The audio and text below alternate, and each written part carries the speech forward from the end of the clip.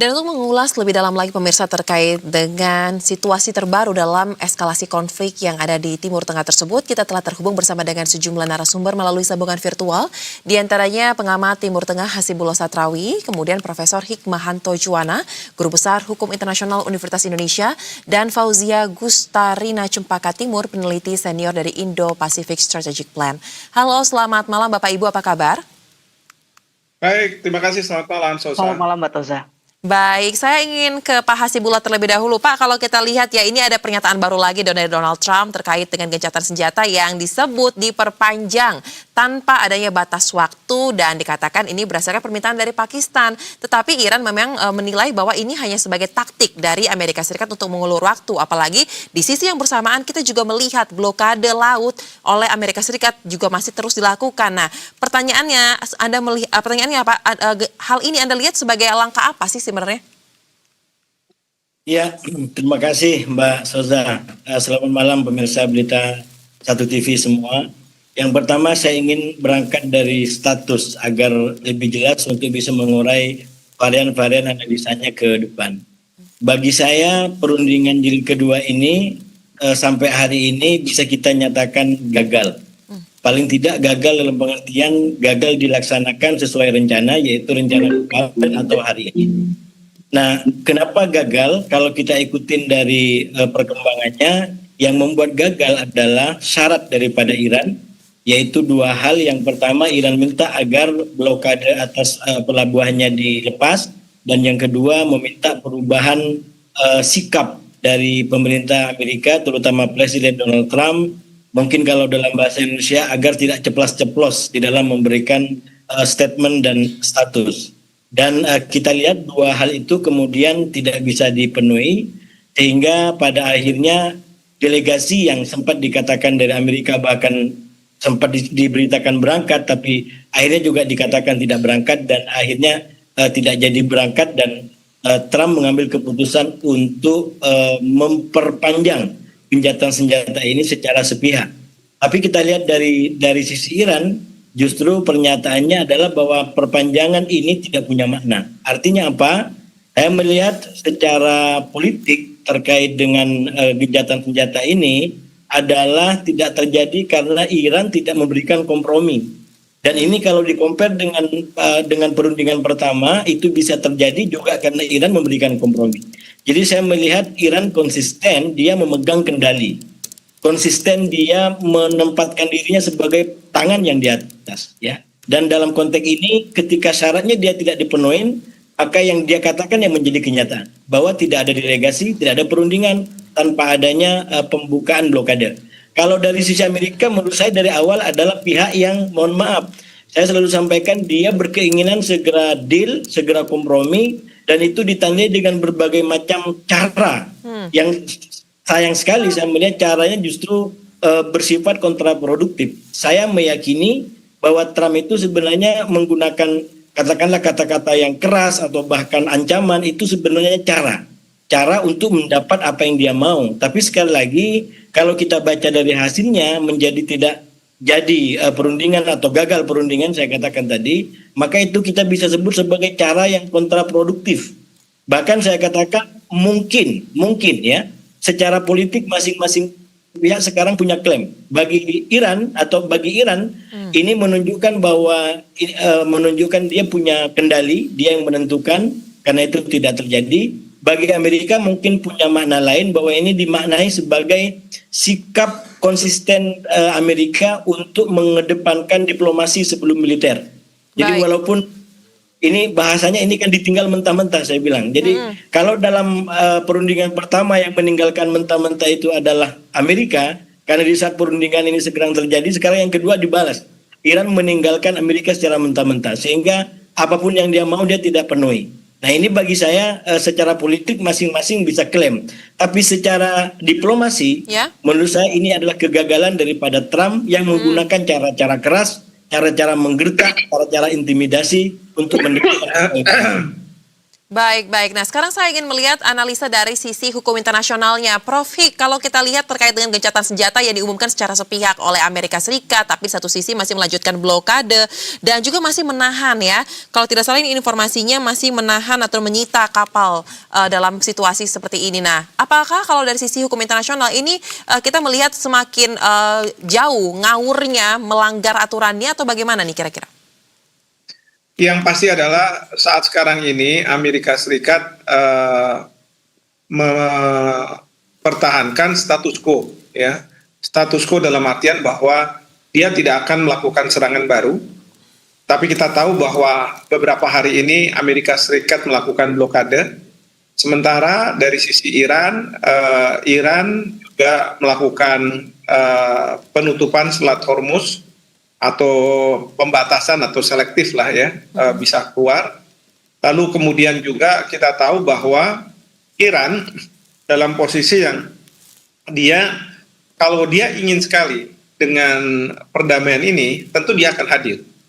Tapi dia mengambil resiko terus terang untuk tidak hadir dengan melihat bagaimana Trump akan bereaksi. Karena Iran juga berhitung bahwa di dalam negeri Trump ini approval ratingnya semakin menurun.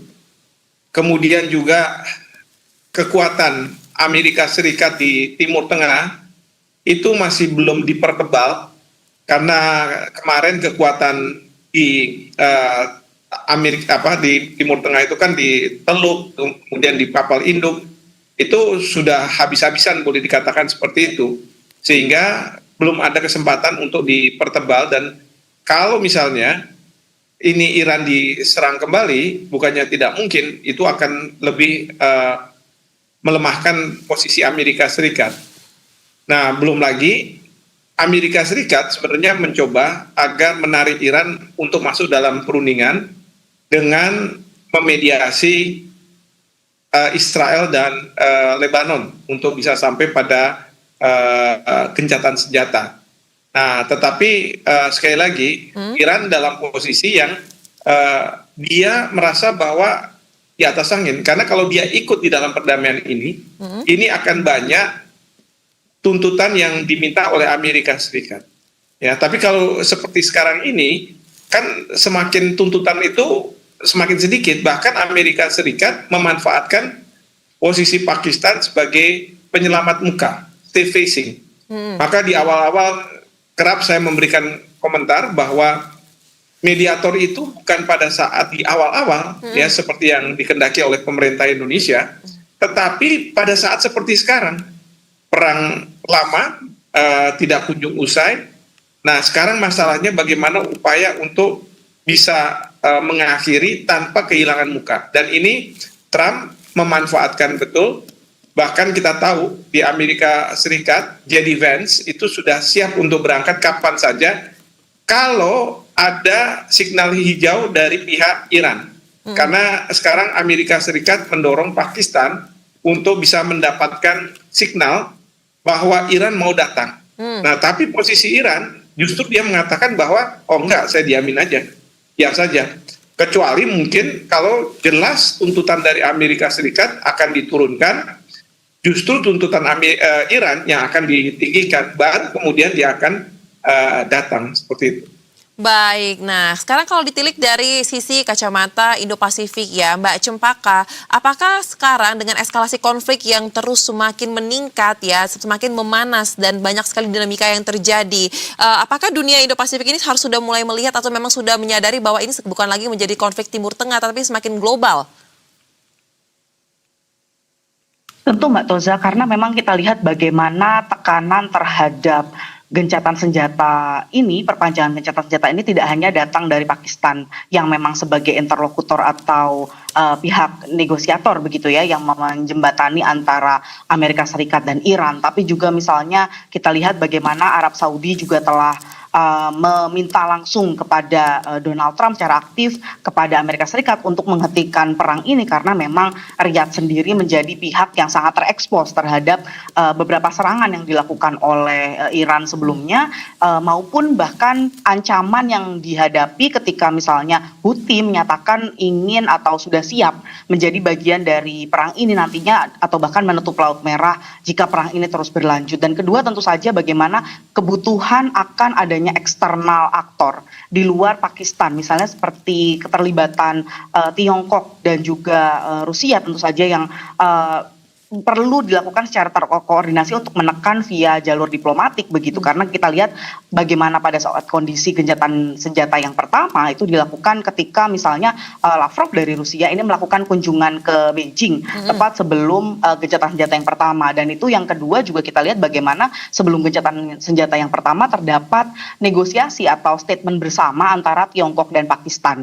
Jadi sebenarnya kita lihat memang bagaimana Tiongkok ini juga meskipun tidak menyatakan komitmennya mendukung Iran secara langsung, baik secara militer maupun lainnya, tapi memang menjadi pihak yang sangat penting sebenarnya untuk menentukan bagaimana deeskalasi maupun eskalasi keberlanjutan terhadap perdamaian antara yang akan tercipta antara Amerika Serikat maupun Iran. Dan ketiga juga kita harus melihat bagaimana tidak hanya di Indo-Pasifik tapi juga sekutu-sekutu Amerika Serikat saat ini dari Eropa misalnya secara kolektif sudah menolak berpartisipasi dalam blokade Amerika Serikat dan justru malah membuat bentuk kolektif diskusi negosiasi kolektif sendiri yang mengumpulkan sekitar 40 negara dan untuk menyatakan atau memikirkan mekanisme untuk Selat Hormuz ini sendiri. Jadi kita melihat sebenarnya tekanan terhadap perpanjangan gencatan senjata ini memang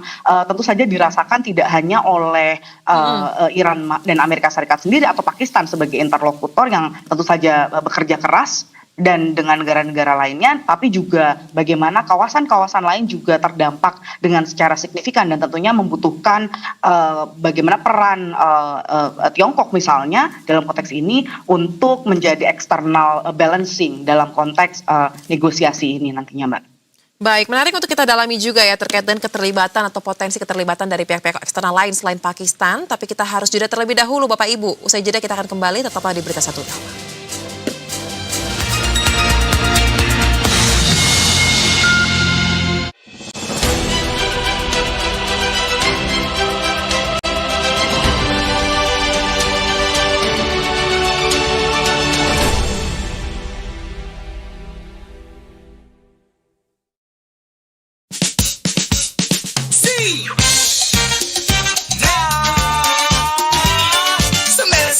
Berpesta, mari rakyat semesta,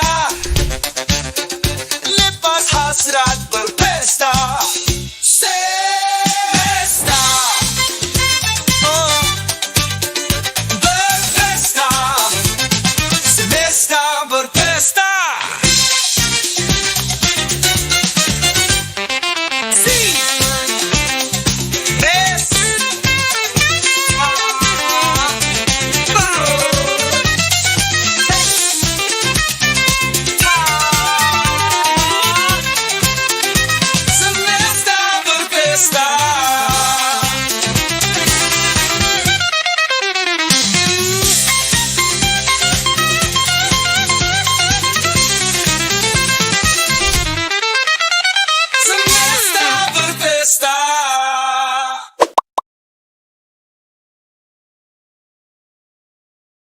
Semesta berpesta, mari rakyat semesta,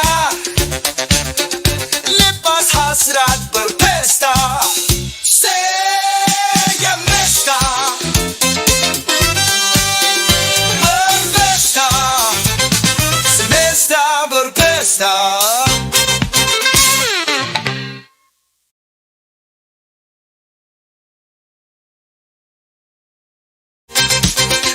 Mari rakyat semesta, lepas hasrat berpesta. Semesta berpesta.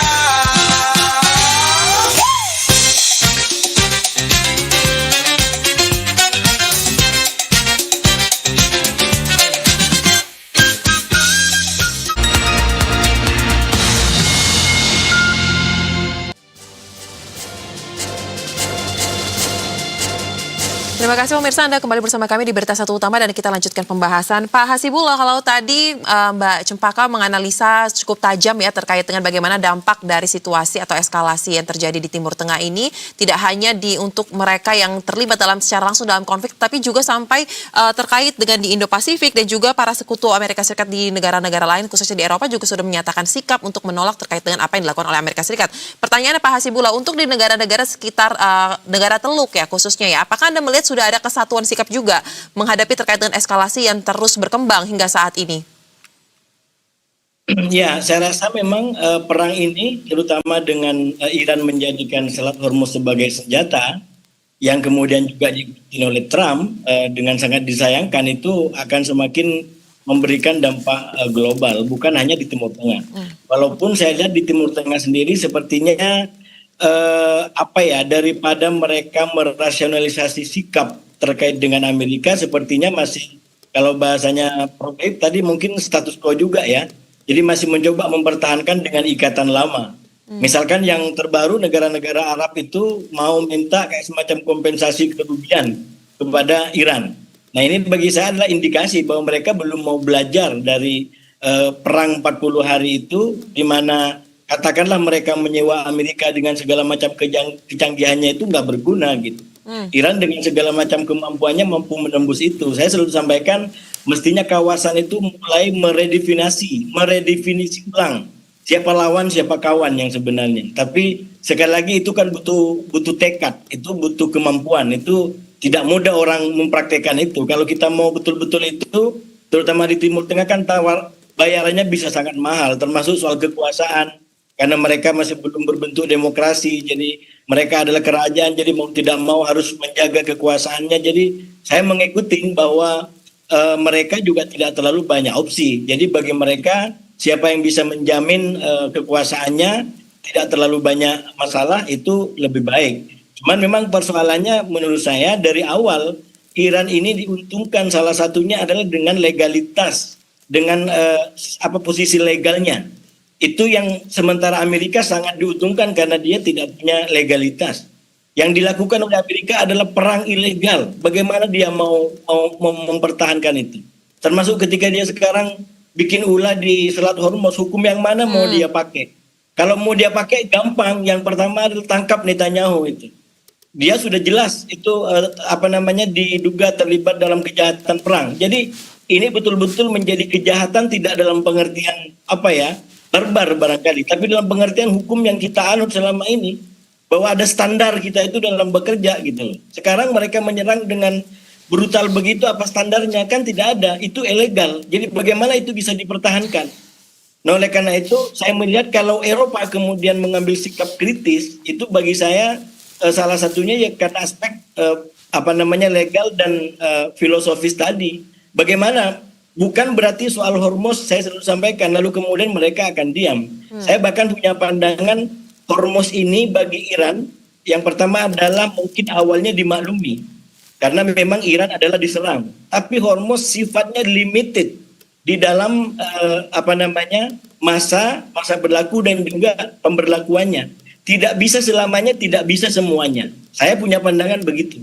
Kenapa? Kalau ini selamanya, tidak akan mungkin negara-negara itu rela miskin, rela krisis hanya ingin lihat Iran melawan ketidakadilan Amerika. Tidak mungkin. Negara-negara akan berpikir bagaimana mereka menjadi baik. Dan juga secara substansi tidak mungkin semua negara diperlakukan sama. Nah yang membuat kartu Iran selama ini dimaklumi karena itu diberlakukan untuk Israel dan Amerika. Oke, fine. Karena mereka tidak adil. Gugatan saya, kenapa kapal kita belum dilepas? Secara hukum nggak bisa itu. Anda harus melepaskan kapal di luar negara yang menyokong Israel. Saya berbeda pendapat dengan Prof. Hik soal BOP soalnya. Tapi tidak ada bukti manapun kita mendukung Israel. Jadi nggak bisa Iran main-main soal kemudian main tangkap, main tol itu semua kapal yang mau lewat. Apalagi dikembalikan kepada nilai-nilai spiritual yang juga dipegang oleh Iran. Itu kan akses itu mestinya dipermudah. Ya, sekali lagi, kalau cuma dipakai untuk sementara, limited, oke, kita paham. Tapi akan menjadi permanen, bagi saya itu negara-negara juga akan akan bergerak walaupun mereka tidak akan bergerak maaf saya pakai bahasa kasar, sebarbar yang dilakukan oleh Amerika dan Israel. Mereka akan menggunakan logika yang masih dibenarkan oleh hukum, dibenarkan oleh nilai, dibenarkan oleh peraturan yang ada. Baik, menarik ya. Nah, kalau begitu Prof. Jika kita kembali kepada bagaimana situasi yang ada saat ini dan juga dorongan agar putaran kedua diskusi yang berlangsung di Islamabad ini juga nantinya kita bisa melihat hasilnya meskipun sepertinya sangat kecil ya akan mencapai kata sepakat. Apakah Anda masih menyimpan rasa optimis untuk diplomasi tersebut bisa memberikan hasil dan juga mungkin bisa diberikan tanggapan terkait dengan adanya kebutuhan eksternal pihak lain selain Pakistan seperti yang tadi di-mention ya oleh Mbak Cumpaka terkait dengan kondisi ini karena Tiongkok juga sepertinya sangat penting dalam kondisi saat ini? Ya, yang pertama adalah memang upaya yang dilakukan oleh pihak Pakistan itu akan terus digelorakan ya. Terutama sekarang ini oleh Amerika Serikat. Karena sekali lagi, Trump tidak ingin bahwa rakyat Amerika Serikat, bahkan rakyat dunia, mempersepsikan bahwa Amerika Serikat sudah kalah dalam perang ini. Ya, jadi dia ingin memastikan agar tuntutan yang dia minta itu terpenuhi. Ya, kita tidak tahu sampai di mana Iran akan mau, tapi dengan mengatakan bahwa gencatan senjata ini akan berlangsung sampai dengan waktu yang tidak ditentukan, itu yang disampaikan oleh Trump, itu menunjukkan bahwa memang Trump sedang memikirkan exit strategy yang baik untuk dia punya soft landing sehingga dia tidak dinyatakan kalah. Tapi pada saat yang bersamaan, ini dugaan saya ya, kan sekarang ini kita lagi rame nih. Pertama di Indonesia soal blanket overflight clearance, kemudian ada kapal-kapal Amerika Serikat katanya sedang melalui Selat Malaka, begitu ya, kabar itu ada dan kita lihat. Pertanyaannya adalah apakah ini dalam rangka mempertebal kembali kekuatan Amerika Serikat di Timur Tengah sehingga sewaktu-waktu kalau Trump mengatakan serang mereka juga sudah siap gitu ya. Nah ini yang saya juga tidak tahu tapi dugaan saya seperti itu dan kemudian tentu negara-negara ini banyak merespons ya termasuk kita ya. Kalau kita mungkin pemerintah mengatakan ya masih dipelajari permintaan blanket overflight gitu ya. Sebenarnya sih pesawat militer Amerika Serikat boleh-boleh aja masuk ke wilayah udara Indonesia sepanjang mendapat izin dari Indonesia. Nah, cuman kan yang diminta sama Amerika Serikat ini pokoknya nggak usah izinnya satu persatu lah, langsung aja durasi misalnya 3 bulan, 6 bulan langsung semua pokoknya pesawat militer bisa melewati dan Amerika Serikat sekedar memberitahu ya ke Indonesia tanpa Indonesia perlu memberikan izin gitu ya. Itu yang diminta oleh Amerika Serikat. Nah, sementara kalau yang di Selat Malaka memang ini ada 3 negara di Selat Malaka, ada Indonesia, Malaysia dan Singapura. Dan kemudian kita tentu tidak bisa juga menutup Selat Malaka ini untuk kapal-kapal Amerika Serikat meskipun mungkin kita mengatakan bahwa kita nggak mau terlibat dalam perang ini atau mungkin ada masyarakat kita yang kita tutup aja karena kita berpihak pada Iran. Nggak bisa. Ini international street yang harus dibuka oleh 3 negara ini. Nah, jadi dalam konteks seperti itu, memang ada pressure juga dari masyarakat internasional karena sekarang masyarakat internasional sudah merasakan akibat dari perang ini, terutama harga minyak yang melambung, ya termasuk kita di Indonesia. Betul. Dan sekarang ini kan sudah tidak lagi seperti kira-kira minggu-minggu kemarin, di mana pemerintah masih mau menanggung kelas menengah untuk membayar minyak BBM yang relatif sama dengan yang sebelum-sebelumnya. Nah sekarang sudah dibuka, sudah dicabut maksud saya, sehingga ya kelas menengah harus membayar. Nah ini yang kemudian ide dari Iran mungkin adalah dia akan berharap masyarakat internasional melakukan tekanan kepada Amerika Serikat. Walaupun kalau saya dengar berita dari Uni Eropa, mereka tetap menyalahkan Iran bahwa Iran tidak seharusnya menutup Selat Hormuz itu. Nah sekarang posisinya adalah Iran dengan blokade Amerika Serikat dia akan tetap menutup Selat Hormuz. Mungkin kalau Amerika Serikat akan tidak ada lagi blokade, mungkin Iran juga akan membuka Selat Hormuz. Karena awalnya Selat Hormuz itu ditutup, itu memberikan daya ungkit untuk survival daripada Iran, dan kemudian yang kedua adalah supaya Israel menghentikan serangan ke Lebanon, khususnya ke Hezbollah. Baik, memang adu kuat dari pendirian masing-masing pihak yang terlibat, khususnya Amerika Serikat dan Iran, masih terus kita saksikan ya hingga saat ini, dan dampaknya sangat terasa tidak hanya bagi mereka tapi juga bagi dunia global. Nah, kemudian mengutip apa yang disampaikan oleh Prof. Hik tadi ini, Mbak Cempaka, pressure dari masyarakat internasional ini juga sudah semakin meningkat dari hari ke hari kita lihat. Nah, pertanyaannya dari analisa yang dilakukan oleh teman-teman di Indo-Pacific Strategic Plan, skenario terburuk seperti apa sih yang bisa saja terjadi, khususnya mungkin di Indonesia yang kita rasakan jika eskalasi ini masih terus berlangsung dengan jangka waktu yang sangat panjang? Tentu saja dampak paling besar adalah dampak ketahanan energi ya Mbak ya, dan juga bagaimana dampak tidak hanya pada energi tapi juga pangan. Namun saya melihat ada 3 faktor nih Mbak yang mungkin terjadi dalam konteks perang Iran.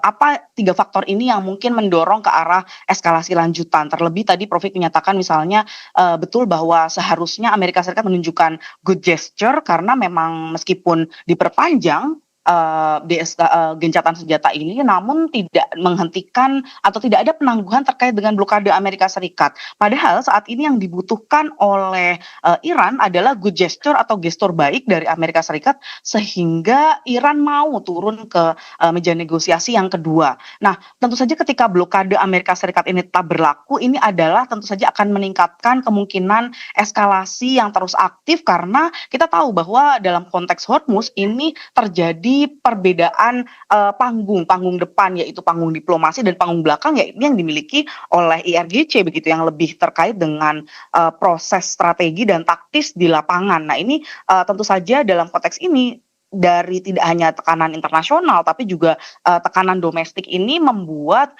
bagaimana Iran melalui Pezeshkian maupun Arakci belum dapat turun ke meja negosiasi karena memang adanya tekanan untuk tidak mengikuti Amerika Serikat yang masih maksimalis atau bahkan dalam konteks ini misalnya masih menutup atau memblokade Selat Hormuz. Itu yang pertama. Yang kedua tentu saja tidak adanya perubahan status quo di lapangan, yaitu dengan tetapnya ditutup Selat Hormuz begitu oleh Iran dan juga Amerika Serikat melakukan blokade di ujung Teluk Oman. Ini tentu memperparah keadaan ekonomi nantinya Mbak, dan tentu saja jalur distribusi energi, dan yang lebih tentu kita lihat bagaimana titik-titik kritis yang muncul beberapa hari terakhir ini, seperti misalnya adanya penembakan oleh IRGC ke kapal India. Yang kedua adalah misalnya bagaimana Amerika Serikat melakukan penangkapan atau penyergapan pada kapal kargo Tosca milik Iran, dan baru saja beberapa jam yang lalu bahkan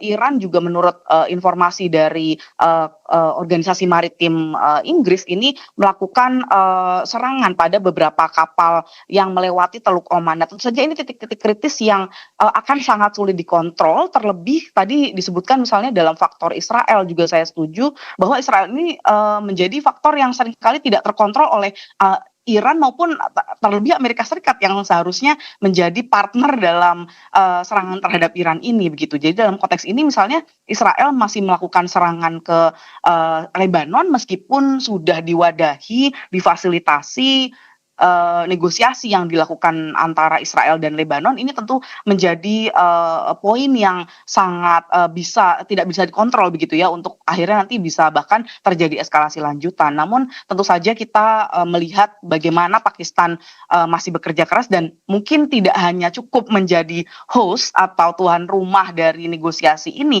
tapi juga mungkin harus melakukan shuttle diplomasi ke negara-negara lain, termasuk tadi saya sebutkan misalnya Tiongkok dan Rusia, atau bahkan juga menjadikan Tiongkok dan Rusia atau negara-negara lain menjadi garantor atau pihak yang dapat menggaransi, karena itu yang memang dia diminta oleh Iran, bukan hanya gencatan senjata tapi menghentikan perang, Mbak Teza.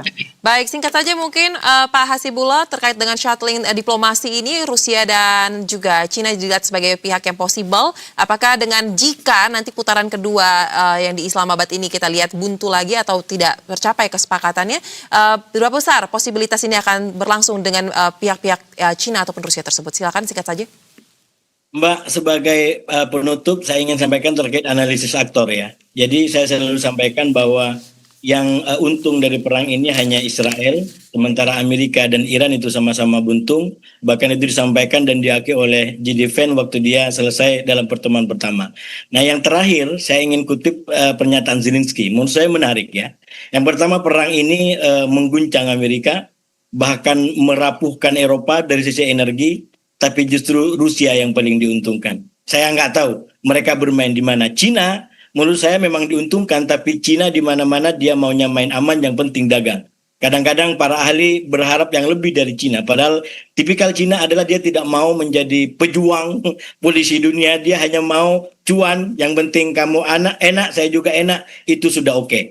Dan dalam konteks itu menurut saya silakan nanti bisa analisis lebih lanjut. Besok malam kalau ada lagi siapa lagi kira-kira aktor yang bisa kita dukung untuk menjadi motor diplomasi yang ideal untuk ini semua. Terima kasih. Baik. Memang di kondisi yang sangat sulit ini seperti memang sangat bisa dipahami ya ketika masing-masing pihak juga mementingkan kepentingan nasionalnya sendiri. Besar harapan kita lihat bagaimana perang ini tidak terus bereskalasi. Terima kasih untuk analisa yang sangat tajam dan menarik para narasumber. Salam sehat, selamat kembali beraktivitas. Terima kasih. Salam.